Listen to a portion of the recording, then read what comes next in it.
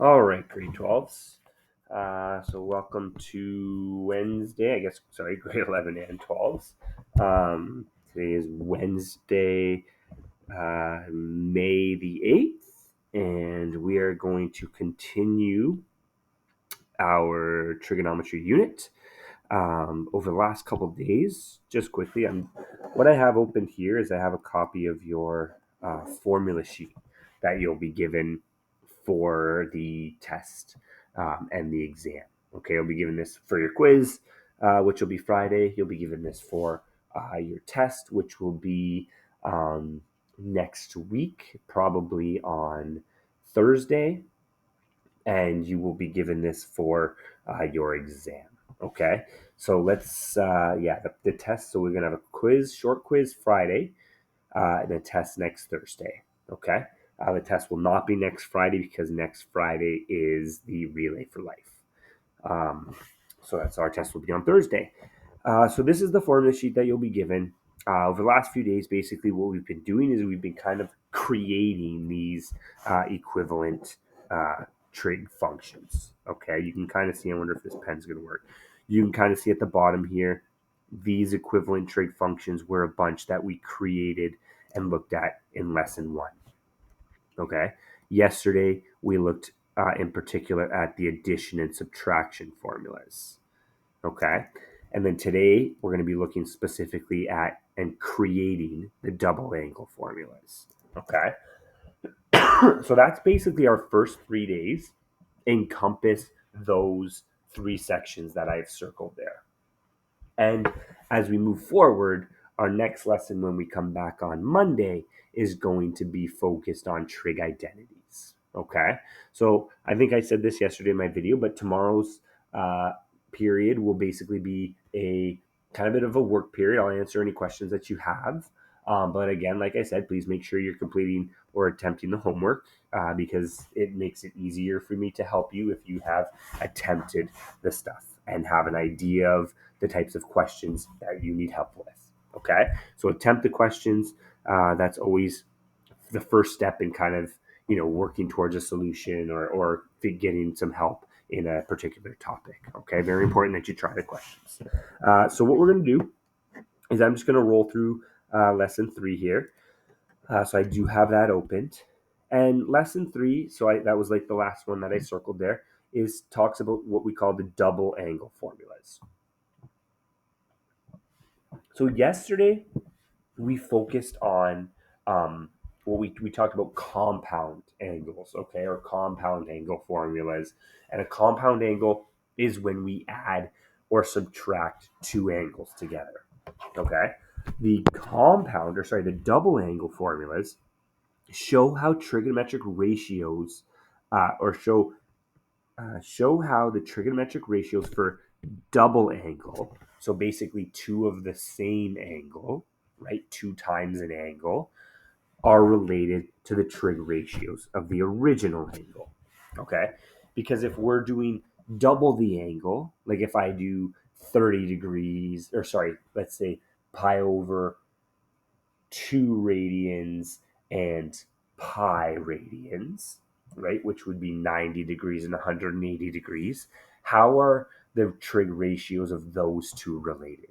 If I were looking at, right, if I were looking at maybe pi over 6 radians, and I want to compare that to double that, so times 2, and I wanted to compare that to 2 pi over 6 radians, or, right, 2 pi over 6 is equal to pi over 3.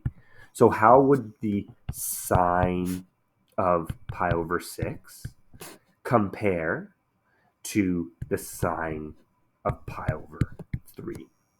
Okay.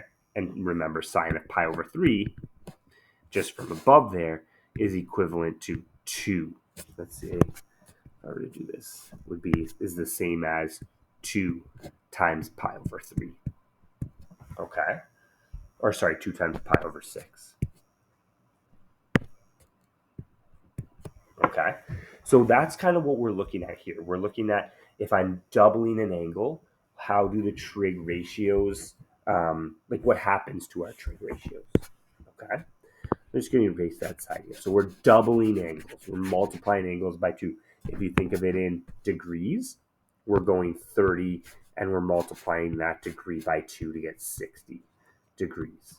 Or 40 degrees to 80 degrees. So how does the sine of that compare to the sine of that? Or how does the cos of 40 compare to the cos of 80 when we're doubling an angle? Okay, and we write that in general, double an angle, as we write that in general as 2 theta. Okay,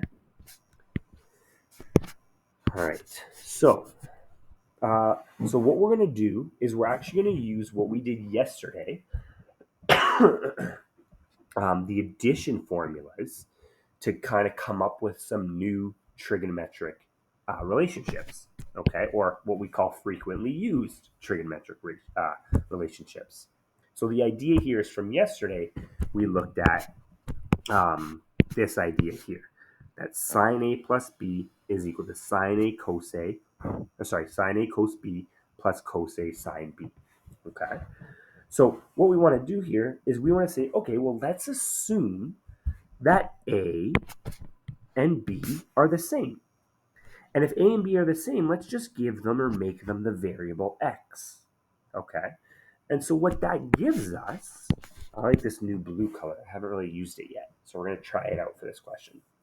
Hopefully you can see this nicely on the board. So if those two angles are the same, that becomes sine of x plus x. So if I expand that using our addition formula, we're going to get sine x cos x plus, I guess I probably should write the x, sine x cos x plus cos x sine x. Okay, interesting. So what I'm going to do here is I notice, well, remember with multiplication, right? 3 times 2 is the same as 2 times 3. I can change the order. So what I'm going to do is I'm going to actually switch the order of these two. So that becomes sine x cos x plus sine x cos x. Well, those are the same thing. Sine x cos x plus sine x cos x is what? Well, that's just like adding one apple plus one apple. Those two things are the same. They're the exact same. So what's one apple plus one apple? Or 1 sine x cos x plus 1 sine x cos x? Well, that's 2 sine x cos x. That's it, right? We have 2 of those. Those two things are the exact same. When we add them together, we now have 2 of them. Okay? So interesting. So this is actually what we call a double angle formula. And if I just focus on simplifying the left side here, so if I simplify my left side, what is x plus x? Well, that's interesting. Well, x plus x, we know this to be 2x. So what we've done is we've created this new formula, that sine 2x is equal to 2 sine x cos x. And that's going to allow us to, do some interesting things. Okay. So this is the double angle formula for sine. And there you have it. Okay, so there's the first one. Similarly, we can do this for cosine and tangent. So we're going to focus on cosine for a little bit here. And then because cosine has some interesting stuff. And then we'll look at tan. Okay, so let's focus on cosine. So again, with cos of x plus x, well, yesterday we looked at cos of a plus b is equal to this. So now let's assume, I'm going to try this new color, that a and b are the same. And since they're the same, we're going to let them equal x. Okay? I apologize if I cough at all. I was at track and field all day today, and I was running the high jump. Was shouting a lot. Okay? So I apologize if I'm coughing or have lost my voice at all in this video. So what we're going to do here is we're going to simplify my right side. So we're going to sub in x. So we get cos of x minus sine of x sine of x. Okay, interesting again. Well, what is cos x times cos x? Well, that's kind of like what's x times x, right? Anything times itself, okay, that becomes, right, x, or sorry, what is anything times itself? It's that thing squared. So it's cos squared x. And what's sine x times sine x? Well, sine x times sine x is sine squared x. Okay. And so what we've done here is we've created another identity. And what I'm going to do is I'm just going to bring this down and simplify my left side. And if I simplify my left side, I get the cos of 2x is equal to this nice little formula here. Okay. So what we're doing is we're creating equivalent trig equations or functions. Okay. So now we can build off of this, because if you remember from last year, we had this trig identity that said sine squared x plus cos squared x equals 1. So what we can do here is we can actually take this and we can substitute it into our cos 2x formula. Okay, so watch this. What we're going to do here is we're going to isolate for cos squared x. So I'm going to bring my sine squared x to the other side, and I get that cos squared x is equal to 1 minus sine squared x. Okay, so let's take this piece and let's substitute it in for cos squared x, and let's see what happens there. So what we get is we get this is equal to 1 minus sine squared x minus sine squared x. And what is, right, these are like terms, right? So these two terms here are like terms, negative sine x minus sine, negative sine squared x minus sine squared x. And if I do that subtraction, I get 1 minus 2 sine squared x. So what we've done is we've created another formula. Okay, this one right here. So what I'm gonna keep doing is I'm gonna keep highlighting all of our new formulas in yellow. Okay, so there's another one. Now you may notice that we can modify this this original function, so this one that I've highlighted blue. We can modify it another way. We can also isolate for sine.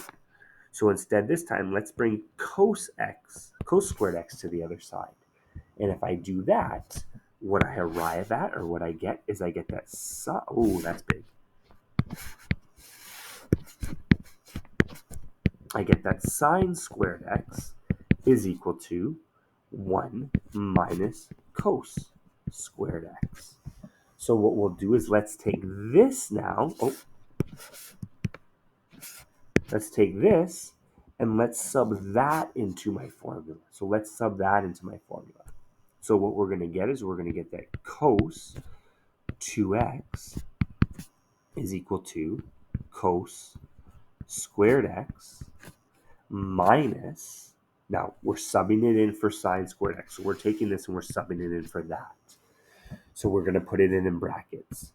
1 minus cos squared x. Okay, now as I do that, it's important that we remember to distribute this negative into that bracket. Okay, and after distributing that negative, I get cos squared x minus 1 plus cos squared x. And simplifying that gives 2 cos squared x minus 1. So what I've done is I've created yet another double angle formula. Okay. Now what this is doing is this is giving me a lot of flexibility when dealing with questions involving cos and sine and tans. Okay.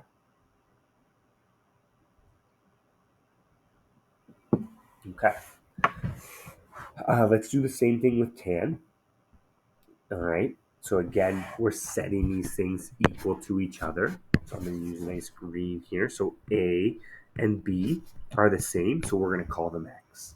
So this becomes tan of X plus X. And this becomes tan of X plus tan of X all over 1 minus tan X tan X. So that becomes 2 tan X over 1 minus tan squared X. Okay. And this, if we add those X's in here, we get tan of 2X. So this is yet another formula. Okay. And what we've done here now is we've created several formulas, and we'll see them highlighted in yellow. So let's try to see if I can do this. 1, 2, 3, 4. Let me erase that highlighting. 5. Oh, I'm going to erase that highlighting. 5. I think that's it. 5. We've created 5 formulas. Okay. And those 5 formulas are highlighted here. Okay. I don't know why this doesn't say minus in here, but we're going to add a nice little minus in there. Oh, wait. No, not a minus. Come on. Come on. We're going to add a little square in there. Okay. So we've created 5 new formulas, and we refer to these 5 as the double angle formulas. Okay. I just have to pause the video for just a moment. We'll continue in a moment. All right, so you can see those 5 formulas listed here. Okay. Those 5 formulas are listed here. 1, 2, 3, 4, 5. You will be given those on the test. Okay. I could ask a question, maybe where I ask you to go through one of those examples there, where I say, okay, it could be a communication question or it could be an application question. How could you use the addition formulas to create the double angle formulas? And maybe I ask you to show that proof there. Okay. So now maybe you're wondering, okay, well, how do we use these? Okay. What I'm going to do now is we're going to go through, I think I got 4 examples here. Okay. So we're going to roll through these 4 examples, and then we'll give you some time to do some work. So this first one here, and this kind of looks a little bit, maybe you're thinking like this looks a little bit like yesterday's lesson. So it's a very similar concept, similar type of question, just using different formulas. Okay, so similar concept, different formulas. Okay. So this first example says, simplify the following expression and then evaluate. So remember, evaluate means give me an answer. Okay. Whenever I see evaluate in a question, it's telling me it wants a number or a value answer. Okay. So let's go through this. Very first thing I'm going to look at is this is what it's giving me. So what I'm going to do is I'm going to go up to my formulas and I'm going to say, do I have something that looks kind of like this? Noticing that these two things are the same, okay? And noticing also that these two things are angles. So what I'm going to do just first is I'm actually just going to rewrite this. And instead of those angles, I'm going to write 2 sine theta cos theta. Do I have a formula that looks like that? Okay, let's take a look. 2 sine theta cos theta. Oh yeah, look at that right there. And what is that equal to? That's equal to sine of 2 theta. Okay. So what I have here is this is equal to sine. Well, I'm going to write it kind of a little backwards here. No, actually I won't. This is equal to sine of 2 theta. Right? That's the formula that I'm given. Well, okay. What is theta in this case. So what I'm going to do is I'm going to kind of rewrite this. I'm going to go kind of from the start. So the expression that it's giving me is it's giving me 2 sine pi over 12 cos pi over 12. And the question is asking me to simplify. So I'm going to start by simplifying. And I know that this can simplify based on this, can simplify to sine 2. And what is theta? Well, theta is pi over 12. Okay. Now, can we simplify that further? Well, sure. I'm going to multiply that 2 into my bracket. And what do I get? Well, I get sine of 2 pi over 12. Okay. Can I simplify that further? Well, yeah, absolutely. Right? That's just a fraction. I can simplify it. I'm going to write that as sine of pi over 6. Okay. This now is simplified as far as it can go. My fraction is simplified. I can't, and this actually, what you'll notice is this is a very nice value. Pi over 6 is really important because pi over 6 goes with, you guessed it, our our special triangles.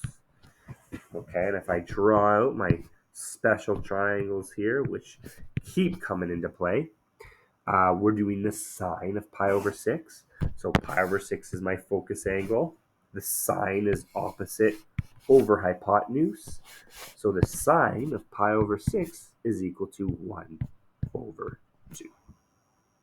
Okay? And that's my solution. I have evaluated that answer, that question. Okay? Let me just circle that fully. Just like that.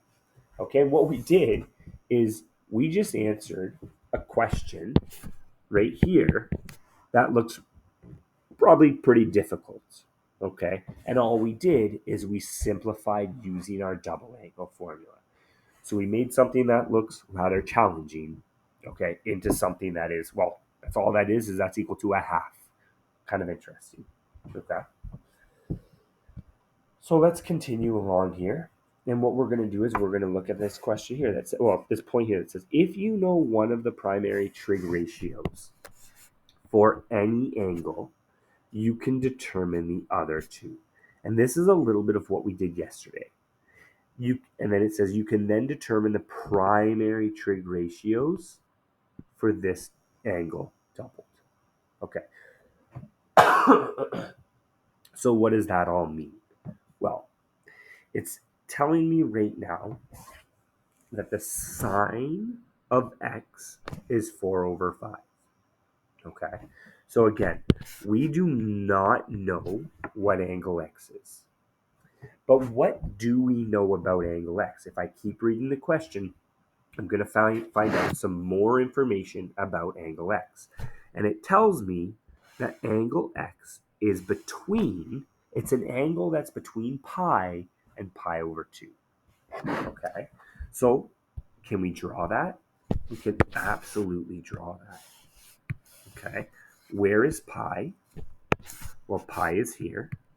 And where's pi over 2? Pi over 2 is here. So my angle x is located somewhere in here. Okay. And angle x, remember when I talk about angles, I'm always talking about an angle measured from standard position. So that there is angle x. All right. So what other pieces of information do I know in this question? Well, I know for a fact, and this will be on your formula sheet. It was on your formula sheet from last unit. So actually you will get in this unit, you will get that formula sheet that I showed you at the start. So this one here.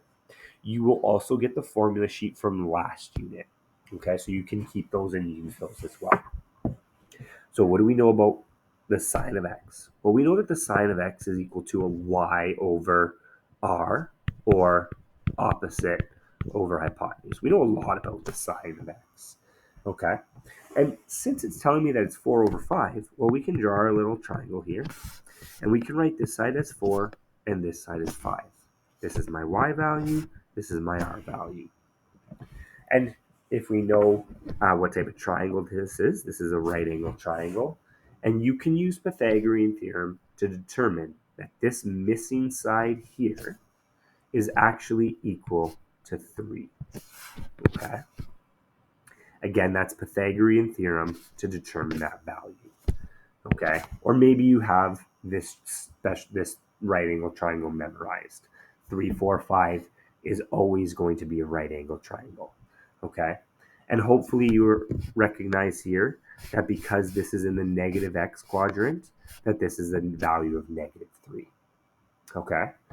So we have our sides of this triangle all labeled, and the question is asking in particular here for what is the sine of 2x?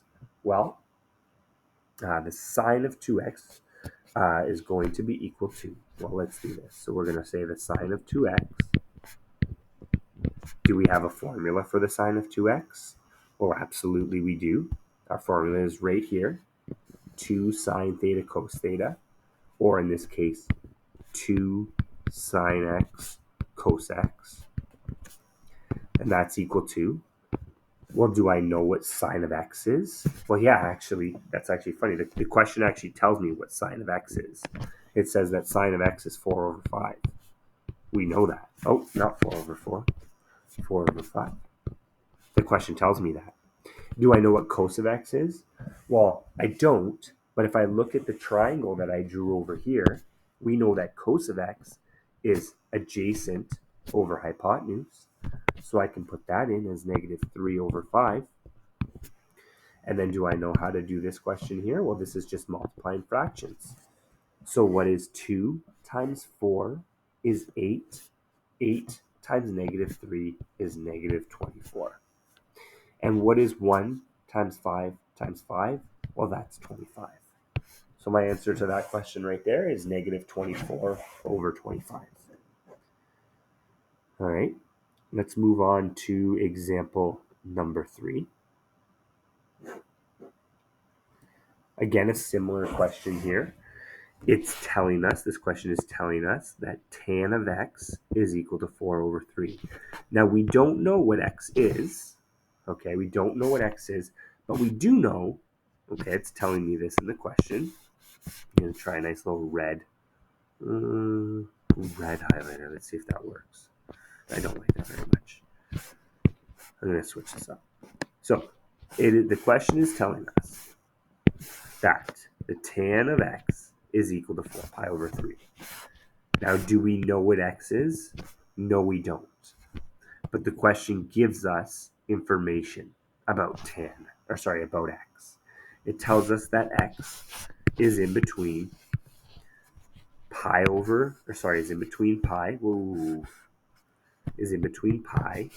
and 3 pi over 2. Okay. Now, in these questions, I just like to write in the 2 that I'm asked.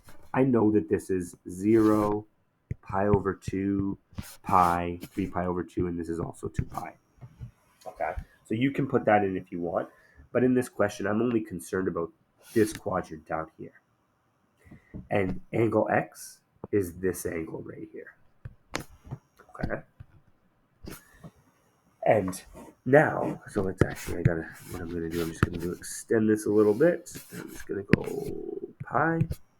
Now, I always like to draw my triangle. I know that tan is y over r. So notice here, now, oh, sorry, wow. What time is it? 9:13.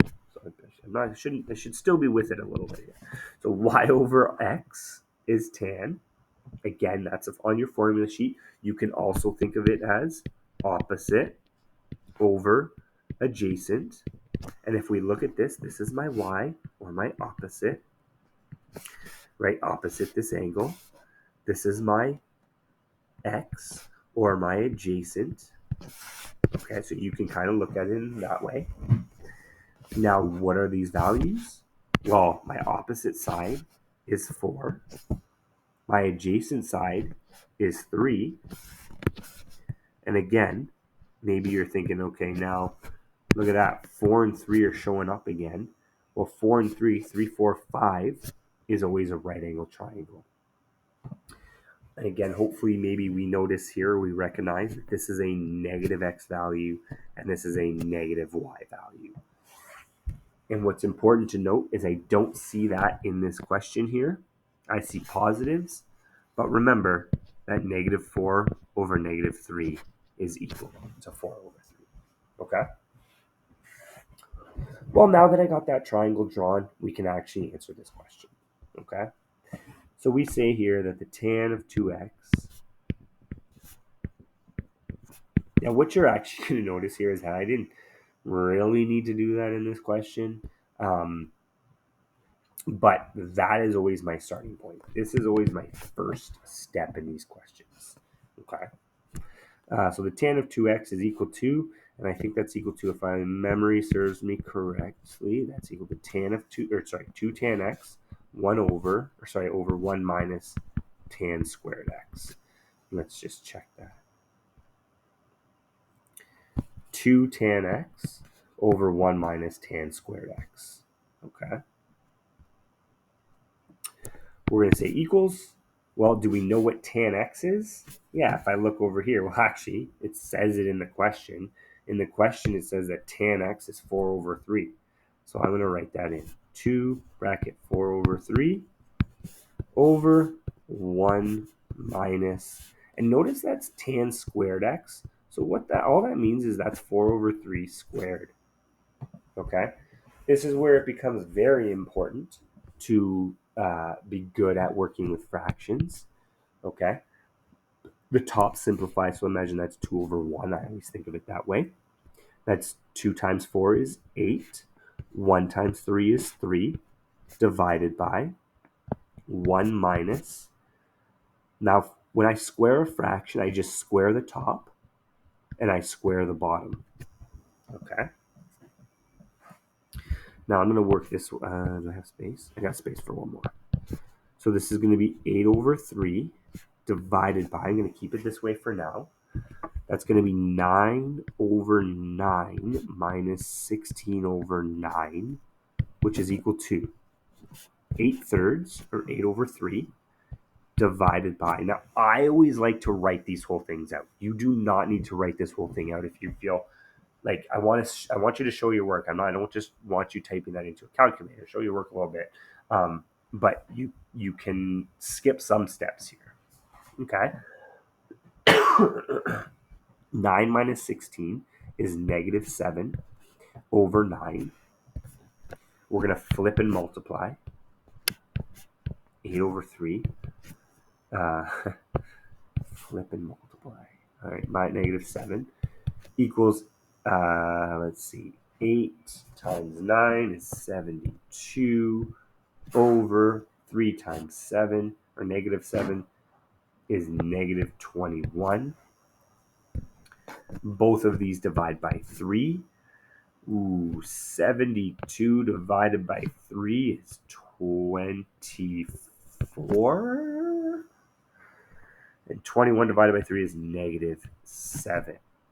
And so that's 24. Now let me just check my math there. I'm going at the top of my head. Yep. So we get 24 over negative 7. Or that's equivalent to negative 24 over 7. And if you want to get real fancy, you can write that as negative, what are we thinking here? 3 and 3/7. Ooh, that's fun. All right. So that is the solution to that question there. And let's do one more. Okay. And then you can start trying to. All right. I'm just going to quickly pause the video, just get a quick drink. I'll be right back. All right. So last question. Okay. So this one here. Cos of A is equal to 2 2/3. All right. So this one here gets quite interesting. Okay. I find it interesting. You don't need to believe me when I say that I find this interesting. Now, this is Again, I like to say that now this is not always the case, but this is a fantastic test question. Okay, because what this does here is this is really making you apply your thinking or combine your thinking from various units.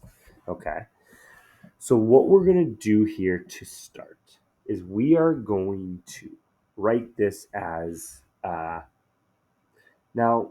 Okay, I'm just going to pause because I actually have another idea here. So just give me 1 second. I just want to check one thing. All right, so I'm just going to try something here. Sorry, I didn't test it, which might be not, which is not going to be a bad call because if this is going to work. Okay, so last semester I did this one way, and some students were a little confused in the process in which I did it last semester. So what I'm going to do is I'm going to switch up the way that I do this time around. Okay, and what we're going to do. So last semester what I did, and you can try this way, but last semester what I did is I wrote this. Okay, cos of 4a, and I wrote that is equal to the cos of 2 bracket 2a. Okay, because 2 times 2a is just 4a. And then here at this point, what I said was I said let x equal 2a. And then I just went about solving this as a double angle for cos formula, something like that. Okay. And then at some point, okay, what I did was I substituted x back in. Okay, I substituted 2a back in for x. Okay. Now, I'm going to do this slightly different because as I was looking at this question before looking at my solutions, I had another idea.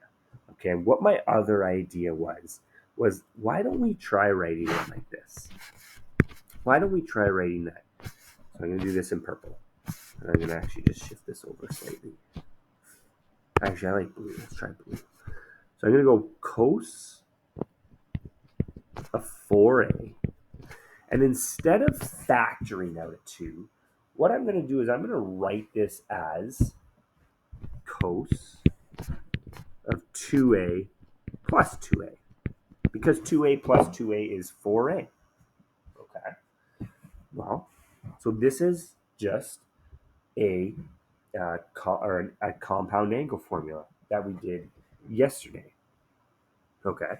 And so watch this. So what I'm going to do is I'm going to use my formulas from yesterday. So I'm going to pull those up. And my double angle formula when I'm adding is this one here. Let's see if this is going to work for me. No, it doesn't want to work for me. Oh, that's weird. So that's not working for me. So do you see there though? I'll zoom in. Whoa. Right there. Cos of plus. My pen didn't want to work. So cos of A plus B is cos of A, cos of B, sine of A, sine of B. Now the reason that I'm doing this, let me see, just double check again. Cos A, cos B. The reason that I'm doing it this way is because I want to kind of show you that because there are so many equivalencies in trig, that you can do these questions in a variety of ways that will work out. Okay, cos of 2a, and that's minus sine 2a cos or sine sine 2a. Okay. All right. Well, now this might not be the greatest, but now what I'm going to do is I'm going to actually notice that this here is like cos 2a. So that's now a double angle. So now what I have is I have 4 double angle formulas. Okay. So we can use my double angle formulas. And actually, I'm going to just point out here. Okay. Actually, let's keep. Oh. Is this going to work? Cos of 2a's. Okay, I need to pause. All right, so let us continue. So maybe you can take a look at the time down there, but I had a little pause there because I wasn't sure my solution was going to work or not. And I know that I said it should, and it should. Um, but I started questioning myself for a moment there. Okay. So the reason I question myself, and I'll give you that to you at the beginning here, is because notice how this question looks a little bit different than the previous questions. This question says if cos A is equal to this, remember we don't know what A is, but remember in the previous questions it gave us information about that angle. Okay, it gave us information here about that angle, and it gave us information here about that angle. Okay, so I thought, well, this is going to be problematic because we're not given other information about that angle, which is going to impact our solution. So I checked it, and it doesn't appear to have any impact on our solution. So I will show you why. Um, and as we go through it, I'll kind of explain along the way. So remember, I said, okay, well, what we would do is we would typically draw this. In this case, we're not given any information about our angle. So we know, though, that based on the cast rule, that cosine is positive in this quadrant and in this quadrant. Okay? So if I draw my little triangles, I get that this side is 2, right, in both.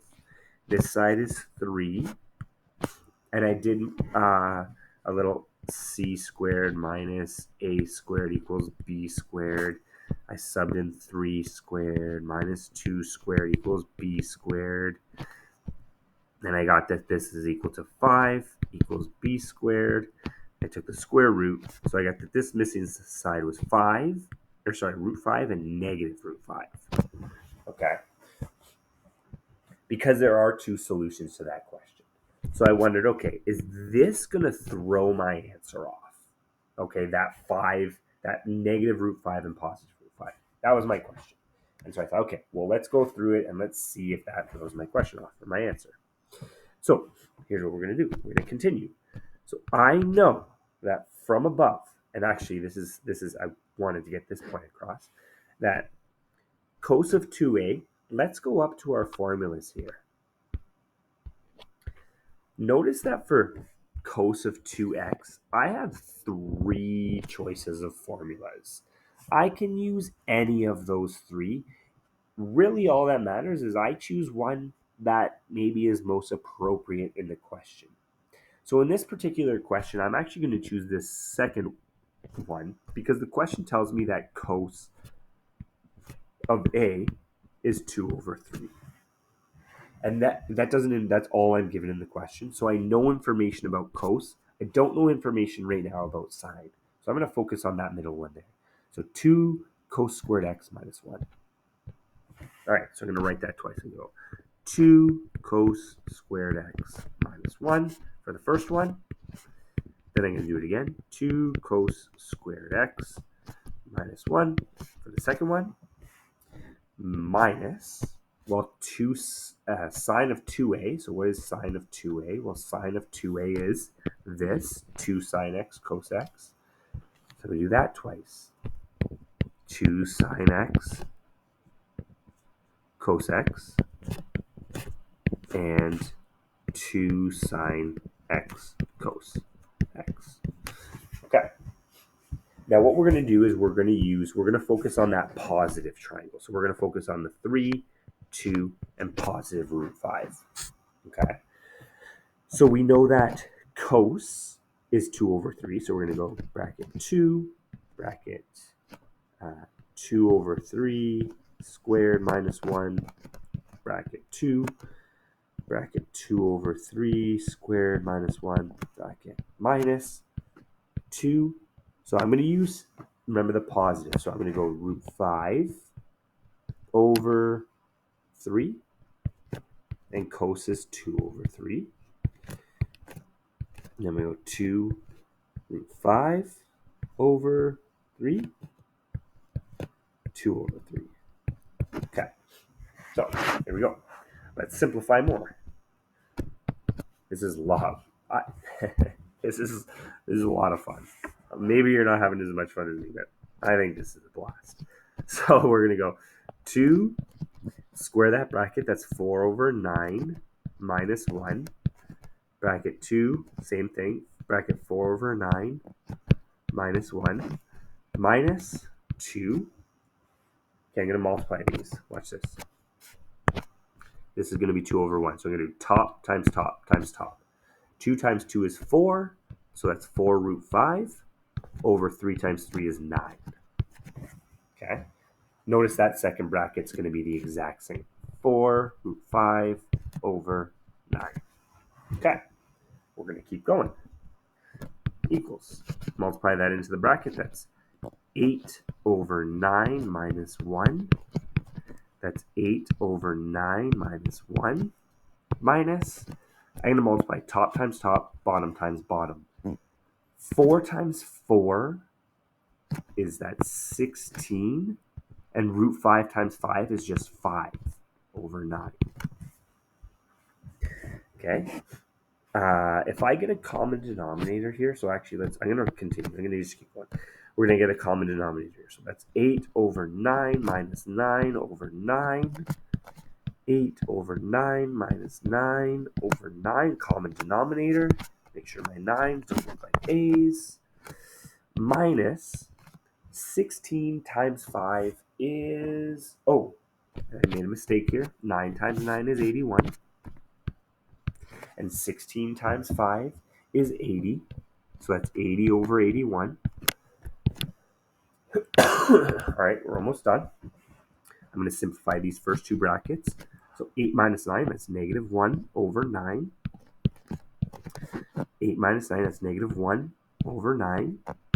Minus 80 over 81.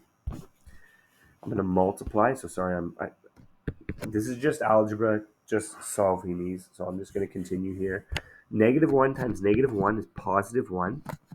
And 9 times 9 is 81. Okay? I'm going to pause for a second. I'm going to say that my issue, what took me long in my little break there, was that I forgot that 9 times 9 was 81.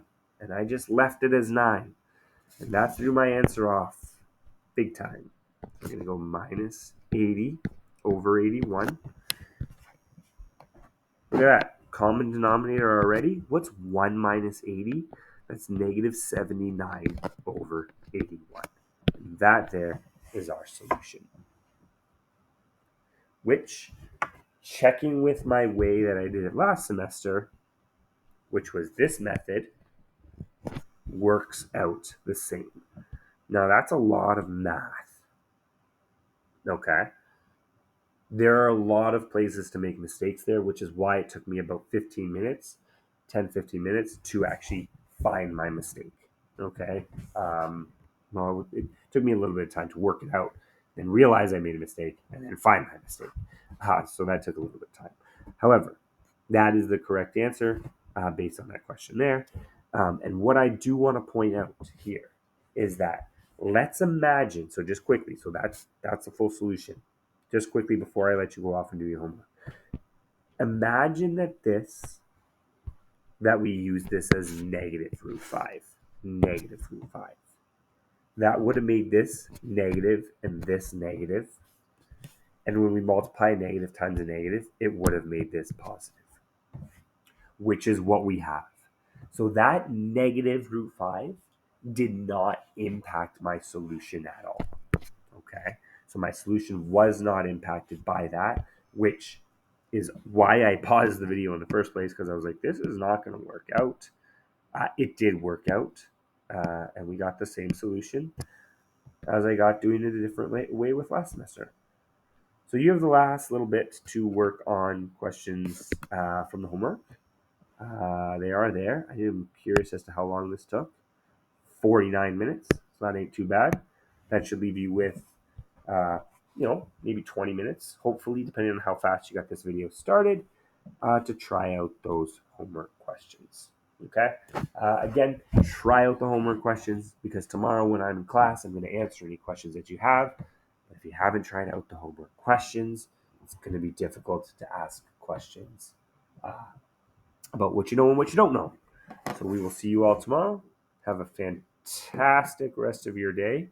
I'm going to try and find the video to pause there, and we will see you tomorrow.